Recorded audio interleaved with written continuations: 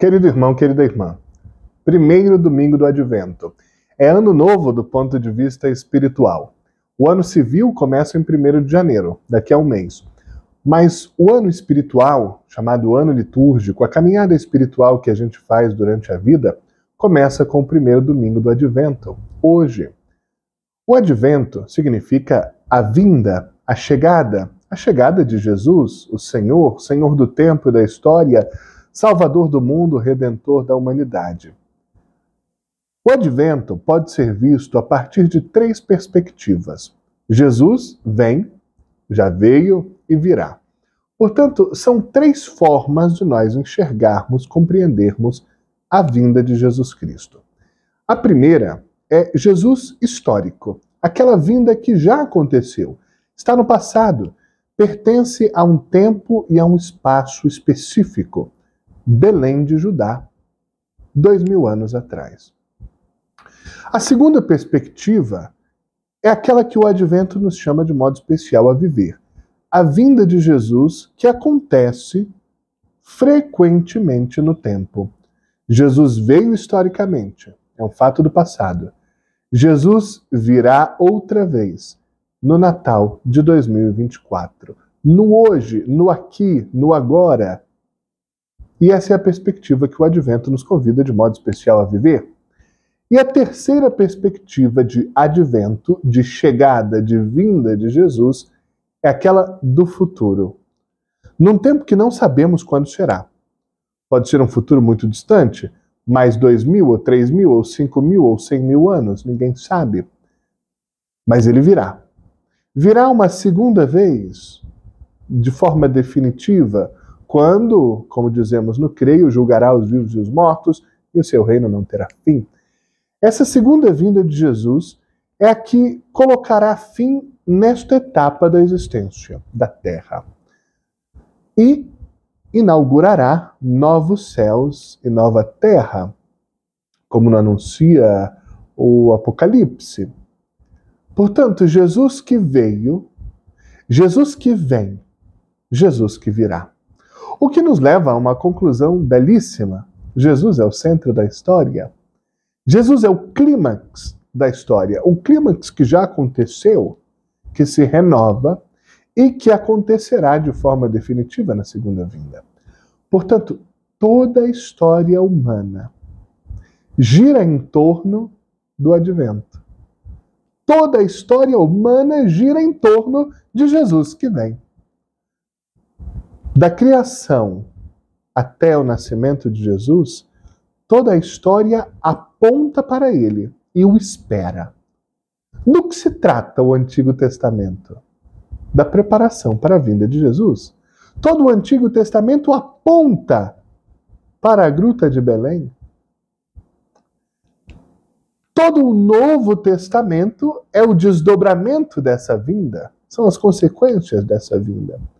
E toda a história pós-escritura, onde nós nos inserimos, também decorre do fato de que Jesus veio ao mundo e da expectativa da sua segunda e definitiva vinda.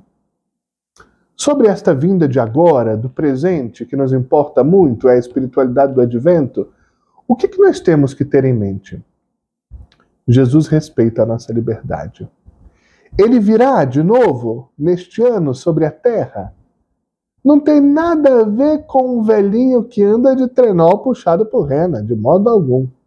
Essa é uma ficção. É talvez até bela, se pode dizer às crianças, mas nós adultos não podemos nos deixar levar por essa imagem. Aquele que, esse sim, rodará toda a terra, passará em todos os lares, com ou sem chaminé, com ou sem sapatinho, é Jesus. Jesus nascerá e renascerá de novo na história. Naquela primeira vinda, aconteceu que não havia lugar para ele. Agora, o risco é o mesmo, que não haja lugar para Jesus. Por isso, a grande pergunta é: há lugar para Jesus em nossa casa? Há lugar para Jesus em nossa vida? Eu acabei de montar com Gabi o presépio da nossa casa. Um lugar está vazio, é o do menino, Porque nós agora, esse presépio de gesso que aqui está, precisamos montá-lo no coração. E preparar o coração para que seja o nosso coração, isto é, o nosso ser inteiro, a manjedoura que acolherá de novo Jesus. Para que Jesus não fique sem lugar para nascer em 2024, a nossa casa está sendo preparada para que Jesus chegue. A sua casa, o seu coração, a sua mente, a sua história, é esse o lugar onde Jesus quer vir. Onde o advento precisa acontecer. No hoje da história. Talvez alguém pode dizer, mas eu não sou digno. A minha casa não é bela. O meu coração não está preparado. Eu não estou vivendo bem. Eu não tenho condições de receber o Senhor da história, o Deus da eternidade dentro do meu coração, porque o meu coração está ferido, meu coração está cheio de pecados, de angústias, de decepções, de frustrações, meu coração nem sempre concorda com a igreja, meu coração nem sempre escuta o que diz o Papa, meu coração nem sempre lê a Escritura, nem sempre recebe a Eucaristia. Não é um lugar adequado para Jesus nascer. Onde foi que ele nasceu da primeira vez? Num estábulo? Num curral? Onde o cheiro não era agradável? A decoração não era preparada? Um lugar absolutamente inadequado? Não era belo, não era cheiroso? Não havia sido especialmente cuidado para aquela finalidade? É ali que ele vem. Não no palácio cercado de ouro, de beleza, de obras de arte. Jesus veio num estábulo e não se importa de vir de novo, se for necessário. O importante é que haja lugar. Por isso Jesus bate neste ano à nossa porta. Ele não derruba a porta, ele não se impõe, ele se apresenta e pede um lugar para nascer. Mais ainda, pede um lugar para viver, para estabelecer a sua morada, a sua presença. E qual é a presença de Jesus? É a presença do amor. Jesus é o amor encarnado na história. Este advento nos chama a abrir espaço na vida, na casa, na família, na carreira, nos projetos, nos sonhos, nos relacionamentos, nas palavras, em tudo, para o amor que se encarna. Fazer do amor encarnado o centro da nossa vida e da nossa história, eis o convite do advento. E a terceira perspectiva do advento, como já disse, é aquela da vinda definitiva de Jesus, que acontecerá na história. Talvez se fala pouco dessa segunda vinda, mas haverá. Sobre ela falam hoje as leituras.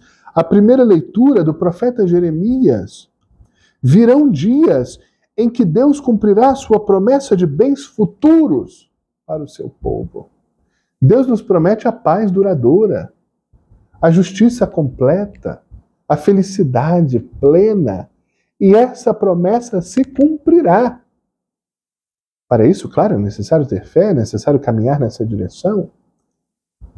Naquele tempo, virá a semente da justiça, que fará valer a lei e a justiça. Este é o nome que servirá para designar esta nova realidade. O Senhor é a nossa justiça. Na Bíblia, justiça e amor estão profundamente ligados. Quem ama produz a justiça é a característica de quem ama. O amor produz justiça, e a justiça se concretiza no amor. A justiça, na palavra de Deus, no pensamento de Jesus, não pode ser dissociada do amor, porque para que haja efetiva justiça, é necessário que haja reconhecimento do outro, escuta, perdão, recomeço. Não se trata jamais de impunidade, de relativismo, mas justiça e amor precisam andar juntos. Para que a justiça seja efetivamente justiça e o amor seja efetivamente amor. Por isso, o profeta Jeremias hoje nos diz: o Senhor é a nossa justiça. No amor do Senhor derramado sobre a humanidade, concretizado no Natal, a justiça pode ter vez. O salmista do Salmo 24 hoje exclama que Deus é piedade e é retidão. Deus leva ao bom caminho os pecadores. Veja, a esperança para todos os pecadores existe, está em Deus. É possível escrever uma nova história, é possível recompor as feridas do passado. Deus dirige os humildes na justiça e aos pobres ensina seu caminho. Verdade e amor são os caminhos do Senhor. O Senhor se torna íntimo aos que o respeitam. Veja, quanta gente vem falar comigo e diz: Deus está distante de mim, eu não sinto a presença de Deus. Será que Deus se importa comigo? Tem tanta guerra acontecendo, tanto problema para Deus resolver. Será que eu sou de fato importante para Deus? Evidentemente que é. E o é de verdade, efetivamente. Deus se torna íntimo de quem deseja a sua intimidade. É possível sentir a presença de Deus desde que haja abertura a Deus, que continua a vir ao nosso encontro. Na segunda leitura da carta de São Paulo à comunidade cristã de Tessalônica, nós encontramos uma exortação tão atual: que o amor entre vocês e para com todos aumente e transborde. Não há jeito de viver para um cristão que não seja no amor. Assim como Deus não faz nada fora do amor, não há Deus fora do amor, também um cristão não poderia jamais pensar, agir ou falar fora do amor. O amor é o distintivo do cristão, é a sua forma de viver. Por isso, para este advento e para este Natal, que o amor entre vocês e para com todos aumente e transborde. Ou seja, saia de nós, ultrapasse as barreiras de nós, do que nós conhecemos, de quem está ao nosso redor. Nosso amor precisa alcançar a todos. Por essa razão, que a santidade se confirme em nós. O apóstolo ainda diz: façam progressos ainda maiores. Vocês já progrediram, mas progridam ainda mais. É preciso progredir sempre, ir sempre para frente, nunca voltar para trás. Progredir no amor. No Evangelho, Jesus também fala daquela vinda definitiva. Jesus faz aqui hoje um discurso muito, muito complicado. É difícil de escutar, duro, pesado, que nos entristece, porque Jesus anuncia uma série de catástrofes, problemas enormes. Ele começa dizendo: virão dias em que as nações ficarão angustiadas, com medo, com pavor do barulho do mar, das ondas. Os homens vão desmaiar de medo só em pensar no que vai acontecer. É uma realidade que infelizmente está posta no mundo de hoje. A palavra de Jesus se concretizou. Guerras, conflitos armados, violência urbana, estupro, feminicídio, famílias que se desintegram, agressão, assédio moral, sexual nos ambientes de trabalho. Tanto ódio, tanta polarização, tanta divisão, tanto julgamento, tanta palavra que mata, que sai da boca em relação ao outro. Catástrofes de toda ordem, medo instalado nos corações. Mas Jesus diz: as forças todas serão abaladas. E aí entra uma contradição desse evangelho. Ou seja, está horrível, está péssimo, tudo está dando errado. Jesus diz: quando essas coisas acontecerem, levantem a cabeça e sorriam. Façam festa. Como Jesus pode dar um conselho desse? Porque a vossa libertação está próxima. Tomem cuidado para que o coração não fique insensível, para que esse dia não venha de repente, que não seja uma armadilha. Mas Jesus diz: tudo de ruim vai acontecer no mundo, porque a liberdade humana tem nos conduzido sistematicamente há séculos e séculos à violência, à guerra, à destruição, a julgar e matar o outro, a querer se impor sobre o outro. Mas Jesus diz: esse não é o capítulo final da história. A humanidade não acabará nessa melancolia, nesse mar de dor, de lágrimas, de armas, de assassinatos. Sorriam e se alegrem, mesmo nas catástrofes, porque Deus jamais abandona o seu povo e Deus instalará uma nova humanidade. Deus não deixará que a humanidade se perca no pecado, no ódio, na maldade, na corrupção, mas Deus inaugurará um novo tempo, um tempo definitivo em que o amor, a paz reinarão, em que já não haverá, como diz o capítulo 22 do Apocalipse, já não haverá morte, nem dor, nem luto, porque estas coisas já terão passado, esta geração já terá passado. Jesus conclui o evangelho de hoje dizendo: fiquem atentos e orem a todo momento, a fim de que vocês tenham força para escapar do que deve acontecer e para ficarem de pé. Está aqui. Como viver este advento? Vigiar, orar, para ficar de pé e suportar as dores e os sofrimentos deste mundo. Esse é o convite do advento. O que é vigiar nesse contexto? É estar atento ao que acontece ao redor, é prestar atenção nos próprios hábitos, nos próprios vícios, prestar sobretudo mais atenção ao outro. O amor ao próximo é a melhor penitência, a melhor conversão, o melhor gesto religioso, a melhor oração.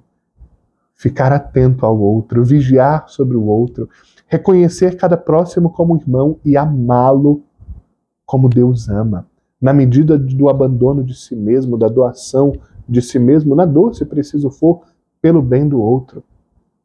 Vigiar a si mesmo para superar os pecados e os vícios, vigiar o outro para amá-lo mais e melhor. E rezar, orar. Nós precisamos orar mais e melhor. Não tanto as orações já dadas pela igreja, as fórmulas prontas, mas orar com o coração, com a alma, com a vida. Significa criar uma intimidade sempre maior com o Senhor e fazer tudo, cada pequeno gesto que seja, por amor ao próximo e para dar glória a Deus. Essa é a oração melhor que há. E ficar de pé, não ter medo, porque não importa quanto mal haja no mundo, é o amor que vence. É o amor que dá a palavra final. Porque o amor não morre. Ao contrário, o amor nasce e renasce todos os anos. Nascerá e renascerá também neste ano. Que haja lugar em nosso coração e em nossa casa. Bom advento, bom novo ano litúrgico. Que o Senhor esteja sempre no seu coração e na sua vida. E assim haverá advento, haverá Natal, sempre dentro de nós e ao nosso redor.